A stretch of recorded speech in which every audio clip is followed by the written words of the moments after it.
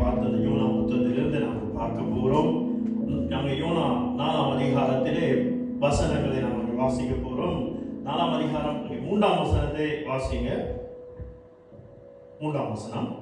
இப்போது கர்த்தாவே, என் பிராணனை என்னை விட்டு எடுத்துக்கொள்ளும். நான் உயிரோடு இருக்கிறதை பார்க்கிலும் சாகிறது நலமாயிருக்கும் என்றான். அங்கே இன்னும் ஒரு வசனம், 4ஆம் அதிகாரம் 8ஆம் வசனம்.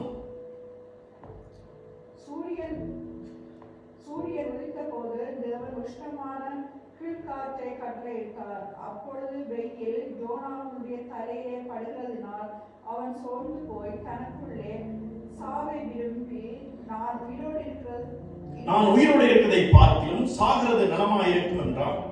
நான் எங்கே பார்க்கிறோம் என்று சொன்னால், நாங்கள் ஏற்கனவே யோனாவை குறித்து பார்த்தோம். அது அங்கே அவருடைய கோபத்தை குறித்து பார்த்திருந்தோம். இப்பொழுது நாங்கள் பார்க்க போற காரியம் என்னன்னு சொன்னால், இவர் அங்கே சாவை விரும்புகிறார். நான் உயிரோடு இருக்கிறதை பார்க்கிலும் சாகிறது நலமாயிருக்கும் என்று சொல்லி அவர் அங்கே இந்த வார்த்தையை சொல்லுகிறார். ஏன் இந்த யோனா யார் என்று நாங்கள் பார்த்தோம். இந்த யோனாவுடைய தொழில் என்னென்று பார்த்தோம். அவரை குறித்து விசாரிக்கிற காரியங்களை எல்லாவற்றையும் நாங்கள் பார்த்தோம்.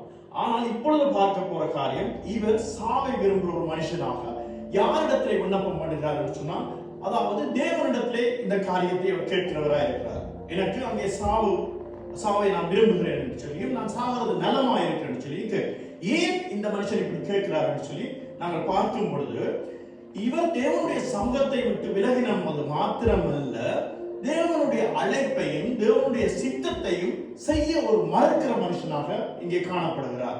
தேவன் செய்ய நினைக்கிறதை அங்கே மறுக்கிறார். அங்கே தேவன் செய்ய நினைக்கிறதுக்கு விரோதமாக இவர் அங்கே தன்னை எடுத்துக்கொள்ளும் என்று சொல்ற அளவுக்கு, நான் உயிரோடு இருக்கிறது பார்க்கிலும் சாகிறது நலமா இருக்குன்னு சொல்லி அங்கே 8ஆம் வசனத்தில் வாசித்தோம்.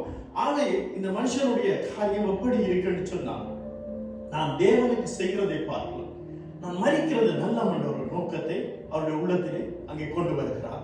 இந்த நாட்களிலே இது ஏன் இப்படி அவர் காரியத்தை நினைக்கிறார் என்பதை குறித்து தான் நாங்கள் பார்க்க போகிறோம். இது மனுஷனாகிய எங்கள் ஒவ்வொருவருடைய வாழ்க்கையில் நாங்கள் இன்றைக்கு செய்கிற ஒரு காரியமாக இருக்கிறது. என்னன்னு சொன்னால், நான் நினைத்ததை செய்ய வேண்டும் என்று எண்ணுகிற ஒரு யோனா. இந்த யோனா தான் எதை நினைக்கிறாரோ அதை செய்ய அங்கே முற்படுகிறார். நாங்கள் 1ஆம் அதிகாரத்திலே பார்த்தது போல, அமிதாய் குமாரனாகிய யோனாவுக்கு கர்த்தருடைய வார்த்தை உண்டாகி, அவர், நீ எழுந்து மகா நகரமாகிய நினிவேக்கு போய் அதற்கு விரோதமாய் பிரசங்கி, அவர்களுடைய அக்கிரமம் என் சமூகத்தில் வந்து எட்டினது என்றார். அப்பொழுது யோனா கர்த்தருடைய சமூகத்திலிருந்து விலகி தரிசுக்கு ஓடி போகும்படி எழுந்து யோப்பாவுக்கு போய், தரிசுக்கு போகிற ஒரு கப்பலை கண்டு கூலி கொடுத்து, நான் கர்த்தருடைய சமூகத்திலிருந்து விலகும்படி அவருடைய தரிசுக்கு போகிற கப்பல் நான் அப்ப தான் வந்து கர்த்தருடைய சமூகத்தை விட்டு விலகும்படிக்கு அங்கே கூலி கொடுத்து கப்பல் இருந்தான்னு சொல்லி நாங்கள் அங்கே 1ஆம் அதிகாரம் 1ஆம் வசனத்திலே இருந்து 3ஆம் வசனத்துக்குள்ளே வாசிக்கிறோம். இந்த காரியம் அங்கே தேவன் சொன்ன காரியத்தை விட்டு விலகுகிற ஒரு மனுஷனாக இருக்கிறார். அதாவது தேவனுடைய அழைப்பை, தேவனுடைய அந்த காரியத்தை நிறைவேற்ற அங்கே தவறுகிற ஒரு மனுஷன். ஏன் இந்த தவறை செய்கிறார்? தான் நினைத்ததை செய்ய வேண்டும் என்ற ஒரு கட்டாயத்தை தனக்குள்ளே கொண்டு வருகிறார். ஏன் தேவன் சொன்னது அங்கே எங்கே போகும்படி, ஆனால் நினிவேக்கு போகும்படி சொல்லுகிறார். ஆனால் இவரோ அங்கே தரிசுக்கு போகிறதுக்காக முயற்சி எடுத்து தரிசுக்கு போகிறார். காரணம் ஏன்? அவர் அங்கே தரிசை விரும்புகிறார், நினிவேயை அங்கே விரும்பவில்லை.